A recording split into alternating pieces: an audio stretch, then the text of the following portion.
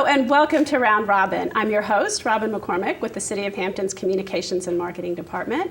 And today we're going to talk about some services that people may not be aware of. My guest today is Bill Massey with the Peninsula Agency on Aging. Welcome. Thank you. Good to be here, Robin. Thank you for coming. I was looking over a brochure that you all sent me in advance of this, and Meals on Wheels, you guys run that program. It's hugely successful. Tell us a little bit about that. Sure, yeah. We do operate the Meals on Wheels program for the City of Hampton, and on any given day, we operate Monday through Friday. On any given weekday, we have volunteers who deliver approximately 110 meals to homebound seniors in the city. Just in Hampton. Just in Hampton, and that's such a wonderful program, and it's one that folks really understand and appreciate the value of, and it helps the senior who receives the meal. Of course, there's a brief visit when the volunteer drops by, but the nutrition is important, but also in many cases family caregivers who may be employed. It assists them so they don't have to worry about where the noon meal is going to come from for their loved ones. So it's a very wonderful program, and we're proud to be a part of that. So. And I think that's one of the things that the Agency on Aging is really known for. And maybe some of that comes from the volunteer effort. I think your volunteers get recognized a lot, and it is a huge commitment. I know people who do it, once a week. They take their lunch hour, a little bit longer than a lunch hour maybe, and drive that route and really connect with the citizens that they're serving. Exactly. It's a great volunteer opportunity because we can tailor it to an individual's availability to the individual volunteer. One day a week, one day a month. Some folks serve in a backup capacity as substitute meal deliverers. So there's something that we can work out for any volunteer who's interested in the program. Now, are there qualifications? I mean, what does a senior need to do or be in order to get this service? For the Meals on Wheels program, the senior is essentially homebound and has no one in the home to prepare the meal for them during the noon hour. Those are the two basic criteria. And our service population are people age 60 and over. I don't think 60 is very old, but that's the Older Americans Act definition of a senior. There are 60-year-olds who've maybe had a stroke or maybe have some other complications, but right, your typical 60-year-old is pretty active. It's quite young anymore, yeah, and very active. But you're right. There are those who are younger seniors who have needs as well as those who are of much more advanced age. So, Now, I'm going to guess that most people think the Agency on Aging does Meals on Wheels, and that's it. Really, a lot of people may not know that you offer other services. What else is out there in the realm of what you do? Maybe I'll give you a 30-second, 60-second background of the Peninsula Agency on Aging. We were founded back in 1974, so we've been in existence almost 40 years serving the Peninsula jurisdictions, and of course Hampton being one of those. That's a long time. And what are your jurisdictions, by the way? It's Hampton, Newport News, Pocosin, York County, James City County, and the city of Williamsburg. All right, so pretty broad area, but the typical peninsula area. Right, and of course the largest concentration of seniors are in Hampton and Newport News, but it's growing up in the upper end of the peninsula, around the Williamsburg, James City area. But we were created back in 1974 as a result of the passage of amendments to the Older Americans Act. Now I won't get into all this bureaucratic type stuff or legislative background too much, but that's what actually provided impetus for the local folks who came together and organized the Peninsula Agency on Aging. And as a result of becoming the Area Agency on Aging, we receive state and federal funding. In addition to local funding, grant funding, foundations support our work, and of course the contributions, donations that folk make to PAA who see the value of the work that we're doing in the community.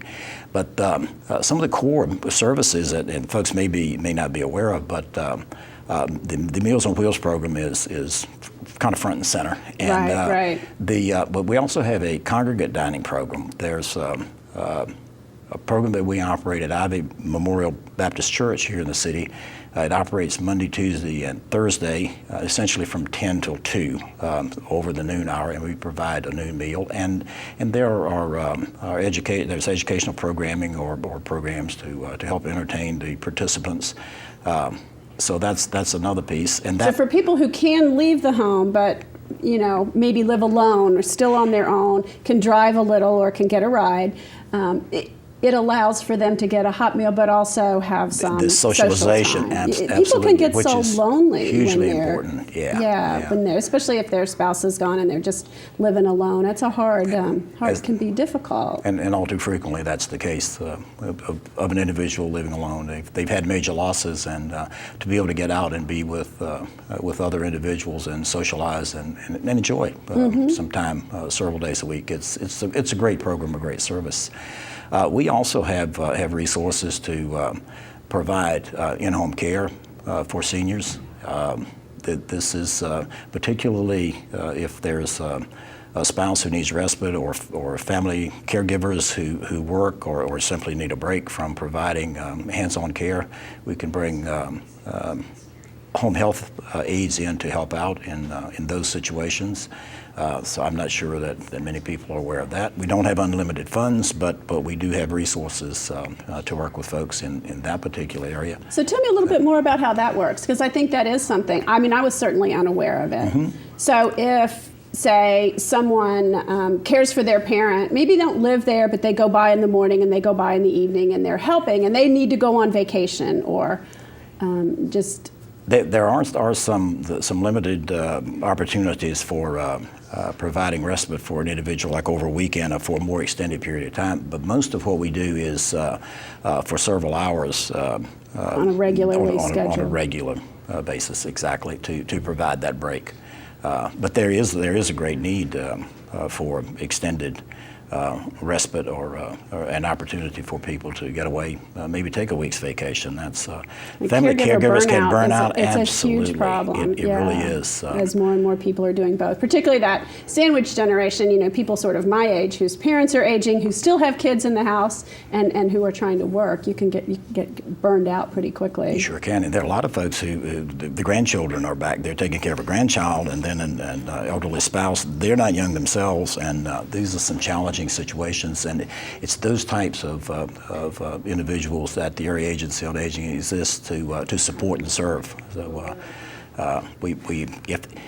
if a senior has questions or a family caregiver about how are we going to keep this together, how are we going to help maintain our family member at home, and I realize that there are situations when placement in a facility, such as an assisted living facility or a nursing home, is absolutely the right thing to do.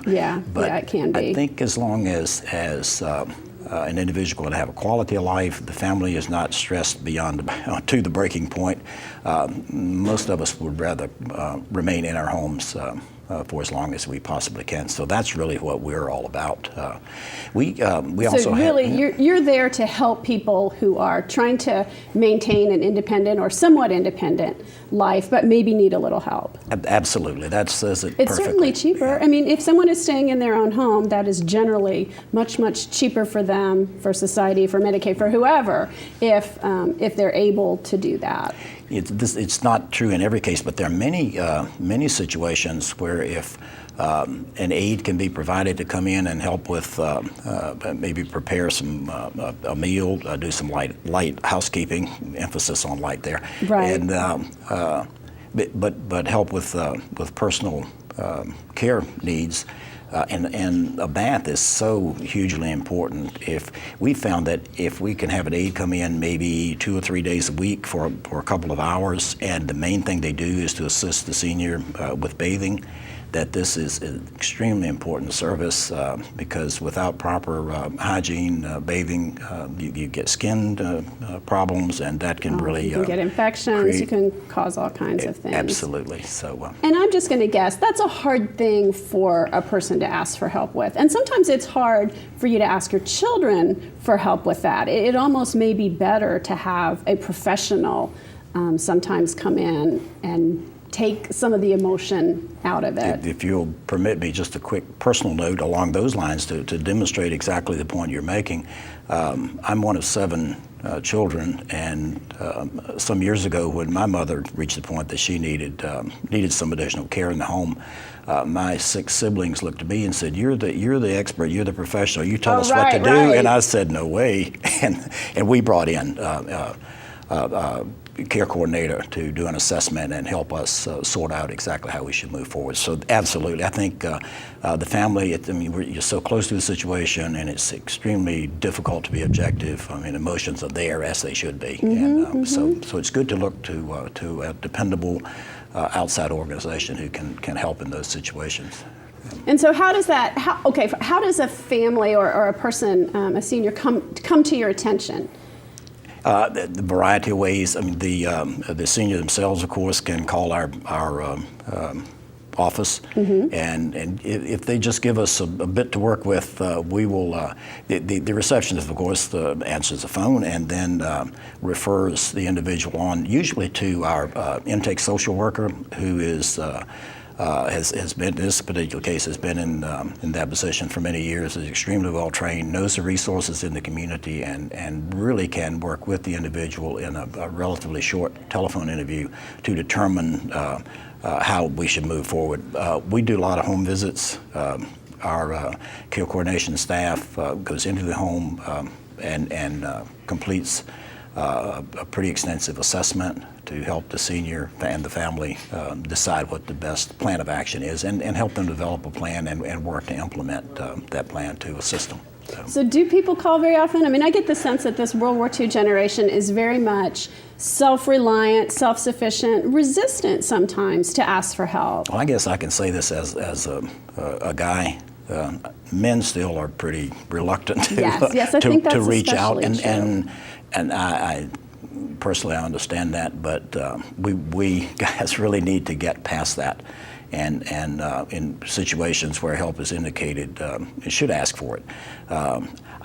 There are situations where the man, the husband, is providing lots of care in the situation where the spouse may have Alzheimer's, and it's extremely demanding, and the husband will try to carry the entire load, and the book, The 36-Hour Day, about Alzheimer's is really extremely aptly titled. It's a never-ending task, and you don't get to sleep, right. and it's just it'll destroy an individual physically and I think psychologically too over time. But with help, with respite, with a break, and supportive services, the spouse can continue for a much longer period of time to help their loved one, and so it's a better situation if you reach out and get some assistance. Although I know we men are prone to think I can do it all myself, and really, honestly, you can't in those situations. You can't, and no one can. So it's not a reflection on the individual absolutely. At all. It is the situation. And I hope people will understand that. And if they're at home thinking, maybe I would qualify, maybe I could use a little help, they will give you all a call. Absolutely. Yeah. I would assume sometimes family members step in and make the call and seek help for their parents or relatives. And we, healthcare professionals, physicians, or their staff, nurse practitioners, nurses, whomever, will make referrals, and that's a pretty steady source of referrals to our agency. But more, I think the majority of the initial contacts are from the individual senior or a family member themselves. Friends, a minister, someone in the faith community, they can make the referral. Anyone can make a referral. I think obviously with permission, but right. But still, it's one of those things. If you see someone in need, it's better to call them. Right. I mean, than not. Simply, Mrs. So-and-so, may I call? Would it be okay if I gave BAA a call, the Peninsula Agency on Aging, and initiate this process? So, transportation is a huge need, particularly for individuals who are physically infirm, homebound. Or not so good at the driving anymore. That's a problem. When your eyes aren't working as well and your reflexes slow down a little bit. Excellent point. That's so true. And I saw a piece just the other day of a lady, not in our area, I'll say that for the audience, but who's 105 and still driving. Oh my gosh. That's impressive, but I'm not sure how good that is. My grandfather drove past 95. I Yeah. think, he didn't slow down for a long time, but still worried a whole lot at that point. So you help provide transportation to and from We do medical or primarily for non-emergency medical scheduled situations. doctor's appointments. Right. Well, emergency medical, you can call 911 anytime. Exactly. That's not the problem. But And we doctors have, don't make house calls a whole lot anymore. Not You got to anymore. get in there. There is some thought being given to doing more of that by physicians, but we're not there yet, as you well know. Right. We have 5 vans that operate in the city of Hampton to provide transportation, senior transportation. And not all, but most of them are wheelchair lift equipped, so we can handle or help in those situations. And that's when it's particularly difficult if an individual uses a wheelchair. It's to transfer from the chair to the car and do all those things, and just That's a hard thing for a family member. You can't always lift them. It's very difficult. It doesn't always fit in the trunk of the car. Yeah. So there are challenges there, and so we can help in those situations. We also have as a supplement to our transportation program, we have what we call our MedTran volunteer program, and these are volunteer drivers who utilize their own automobiles to transport seniors to non-emergency medical appointments. And this has been extremely effective for seniors who need a little bit of extra hands-on, if you will, to someone who can actually maybe wait at the office. That's what I was going to say. They probably walk them on in, wait with them. Sometimes you need even, I don't know if your volunteers do this, but someone to hear the follow-up information, come back in 2 months. I mean, some people aren't able to hear as well or follow through on a lot of those instructions. They wouldn't hear the details, but for a follow-up visit, that would be appropriate. Right. Not the medical details, but the next steps. But the next, yes, the non-medical supportive important pieces too. Because obviously, if you don't come back for your next appointment, it doesn't matter how good a medical care that's available at the office, you're not going to get it. So, that's right. So that's really critical. So that's another, transportation is another piece of what we do in the city. We periodically we provide transportation support for the foster grandparent program in Hampton. When they have special events, I think they do this at least quarterly, and we're able to provide some transportation support for that. So a lot of what we do is kind of behind the scenes, and we really have worked hard to operate in a collaborative fashion. We want to be supportive, work with other agencies and organizations, many of them in the city who do great work. We work closely with the Social Services Department, for instance. So providing that network in addition to your own services, linkage for other places that someone could maybe get help. Well, Bill, we need to wrap up, but before we do, I want to congratulate you because you recently were named for a very prestigious award. Tell us about that. Thank you. It was a great honor, but very humbling, let me tell you also. But I was awarded the Excellence in Leadership Award from the National Association of Area Agencies on Aging. So my peers, counterparts across the country gave me that honor back in July. So thank you very much, Robin. Well, congratulations to you, because it speaks to you personally and your commitment to this area and to the Agency on Aging, but it also speaks to your organization and what a great job you do in helping our seniors stay independent. Thank you so much. Thank you. Thanks.